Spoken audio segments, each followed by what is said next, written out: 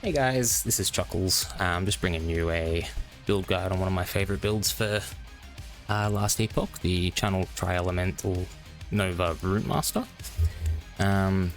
Originally this was just a test project, but it quickly became one of my favorite builds, and I had a lot of requests on stream to make a guide for it, so I thought I'd get onto it before 1.0 comes out, and then I can update it as updates come and go.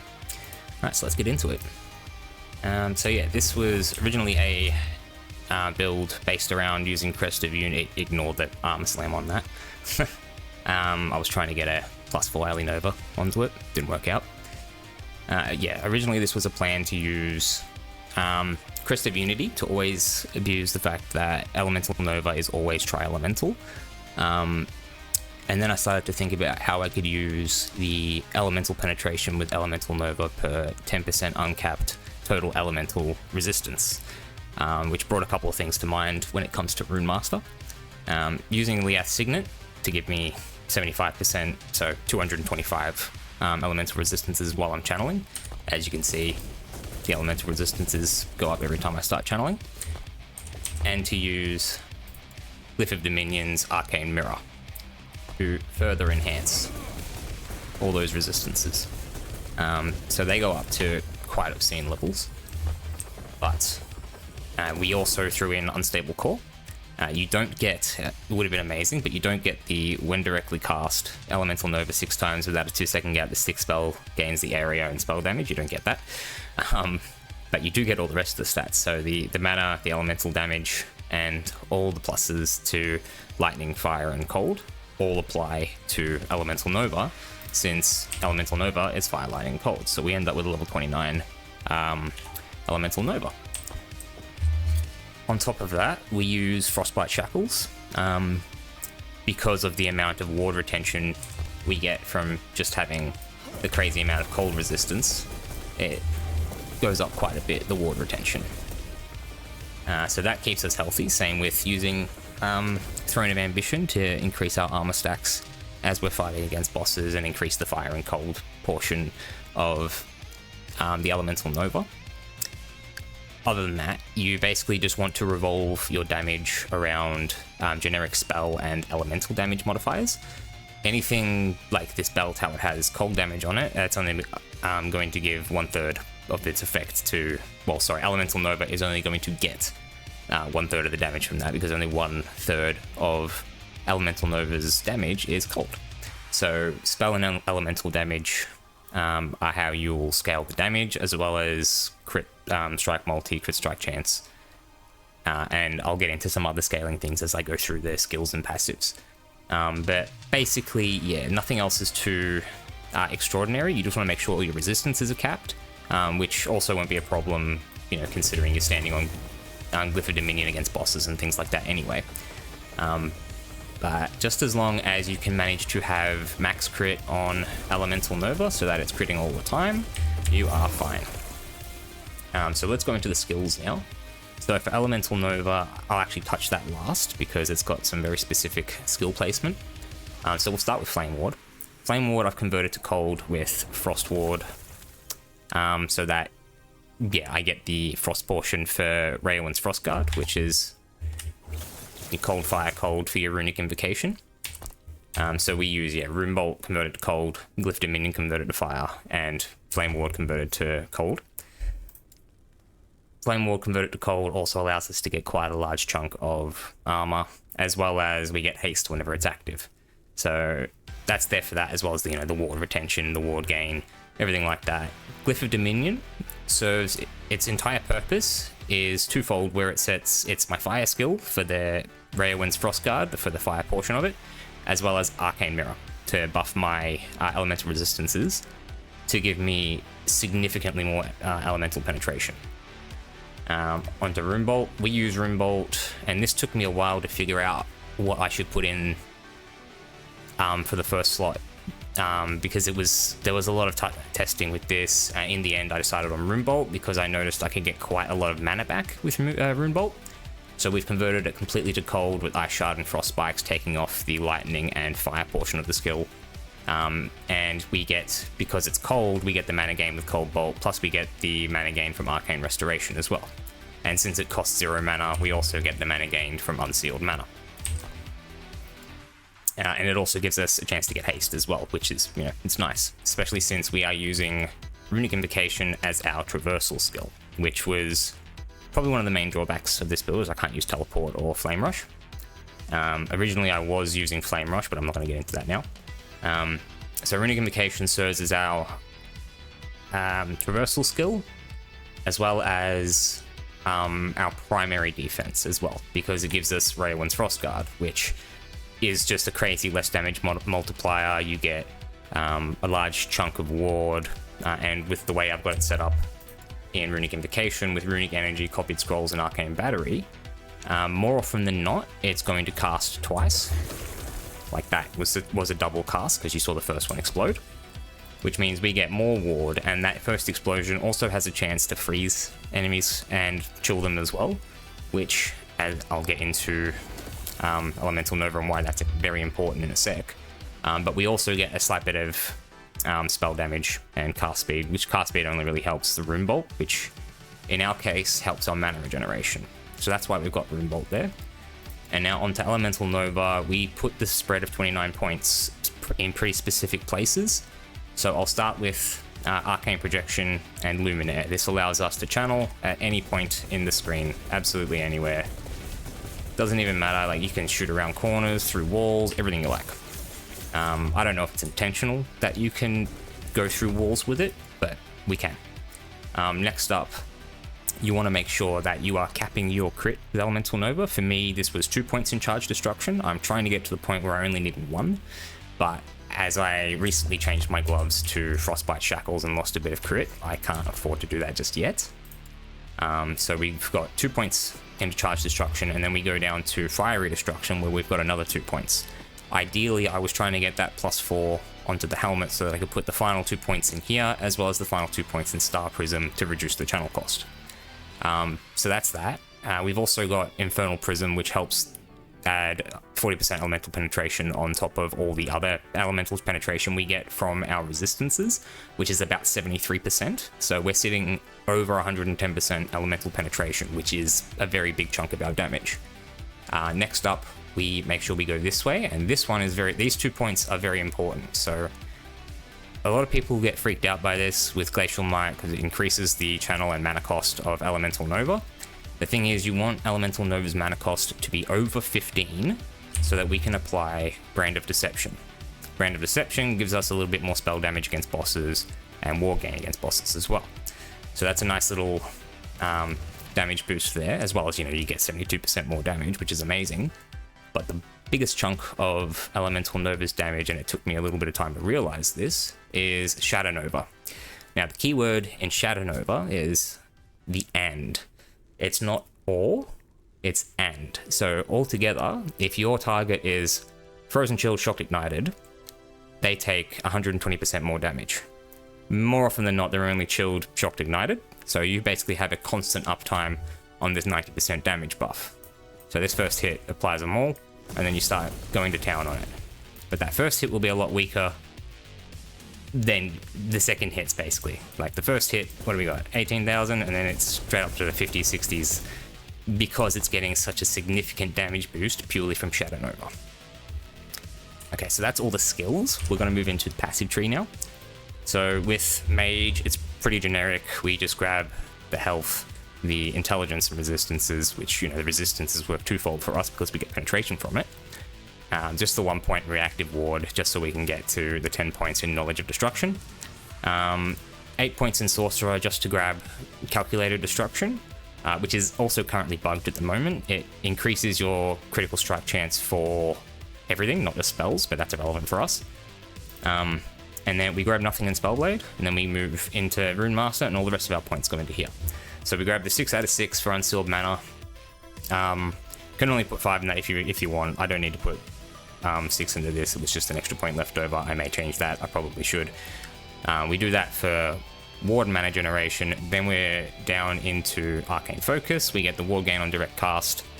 So anytime we're using our 1, 2, 3 for Rune Bolt, we get a little bit more ward back. We get intelligence, which translates to a lot of things for us. We've gotten intelligence with the catalyst, because of course we're using a catalyst. My crit strike avoidance isn't capped, so having the bonus damage from crits minus is quite a big bonus for us. Next up, this is one of our less damage taken modifiers that helps us. This is the smallest of the less damage taken modifiers that we have, and we have a few. Yeah, this gives us less damage taken from ignited chocolate chilled enemies, as well as we were just put a couple of points into here just to help with Elemental Nova's initial burst, always making sure we get those ignite, shock, and chill. We get full points in the Runeworld Cataclysm to make sure we can cap out crit, as well as get the 5-point bonus for extra damage. We get, of course, 6 out of 6 in Inscribed Instruments so that we can get the massive 72% crit strike multiplier with wands. We skip everything until here, where this is just more damage to rares and bosses. My last 2 levels will be going into here, because we have a Ra rune almost all the time with our Raywin's Frostguard combination of Cold Fire Cold. We always have a Ra rune in there, so against damage bosses and rares, we're always doing that double 12% more damage multiplier, which of course will be 16 once I once I get it fully maxed. Then we've got 5 points into Runic Fortress. This is an amazing skill. This actually helps quite a lot for our armor while channeling. Our armor just skyrockets the second we start channeling, and that's partly because of that. Wait, hang on.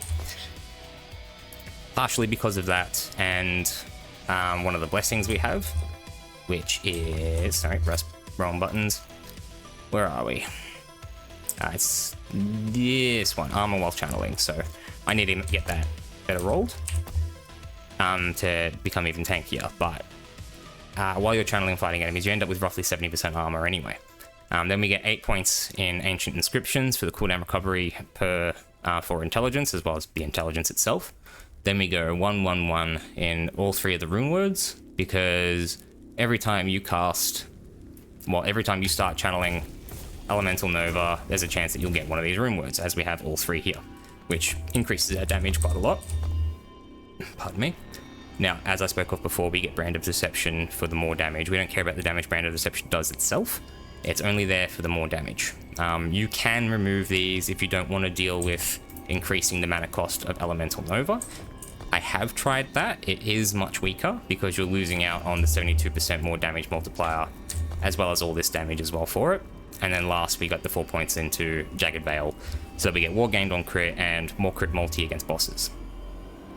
Alright, so hopefully I haven't confused anyone with any of that stuff. There is a few moving parts in this build, but the main part of this build is to make sure that you have your hotbar set up with Rune Bolt, Glyph of Dominion, and Frost Armor, so that you've got Cold Fire Cold. You can swap Rune Bolt and Frost Armor if you want, but this is just how I prefer to run it. Doing this ensures that you are always going to get Raywin's Frostguard as your invocation, because we use Immutable Order. Let's see. Yeah, the damage can go up quite a bit, so that's just like the normal damage. Your mana regeneration with Rune Bolt is quite good, but the second we stand on our Glyph of Dominion, the damage goes up even further. So Glyph of Dominion is a really good spell for us, but its entire purpose is to purely boost our resistances to obscene levels.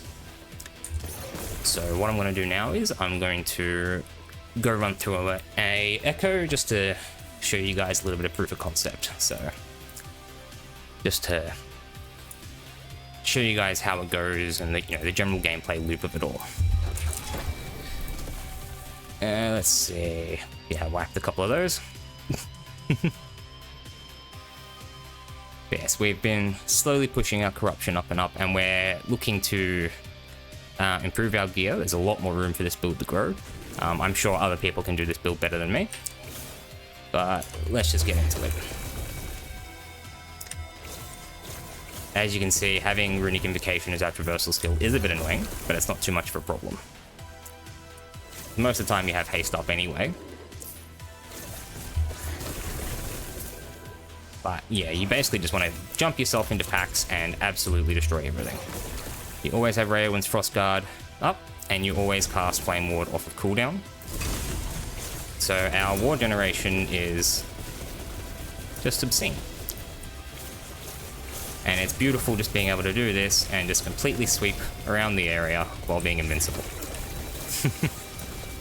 Now the other benefit to standing on Glyph of Dominion is you get ward per second based on your total uncapped resistances. Now standing on Ward of Dominion, Glyph of Dominion, you can see my resistances overall are absolutely insane.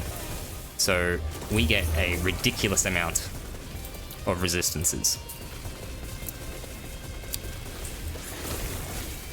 Yeah, there's not many issue when it comes to dealing with rares, and getting your mana back is also not a problem either. And as you can see, the entire time we're going, even when I'm not even attacking anything, we have a constant generation of ward. Now this constant generation of ward is followed by about 3 or 4 less damage taken multipliers.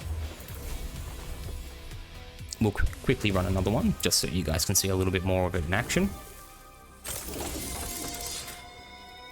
Now, I ended up building a guide for this because of I had quite a lot of requests on stream because no one had really seen someone use a channeled Tri-Elemental Nova build before, especially not one that's using your Runic Invocation as its traversal skill and Rune Bolt for your mana generator. But yes, I really wanted to really push the elemental penetration on this build. At one point I had 150 something% elemental penetration, but it wasn't worth losing the flat damage for it.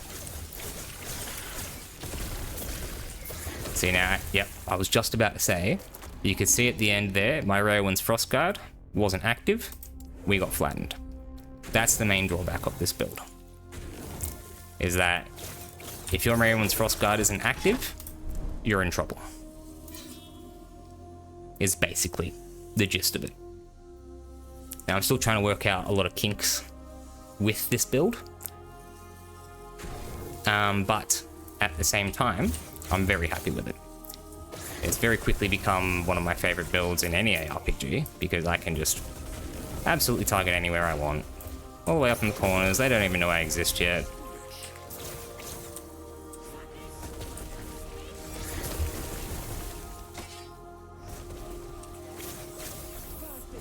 And all in all, it's just a very fun style of play, basically.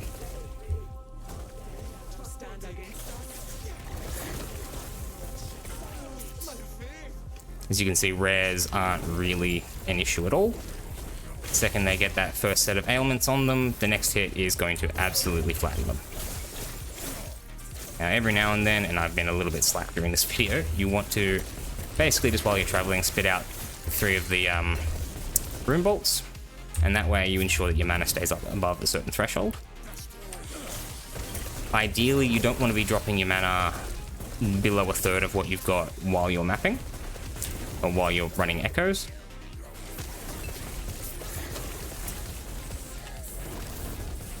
And dropping Glyph of Dominion whenever you're dealing with a rare can sometimes help you just take care of it faster while being a lot safer.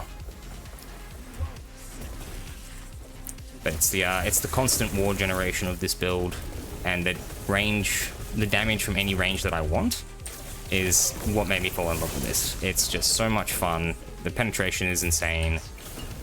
And overall, I just wanted to share this build with everyone. So hopefully, everyone will be able to get as much enjoyment out of this build as I do.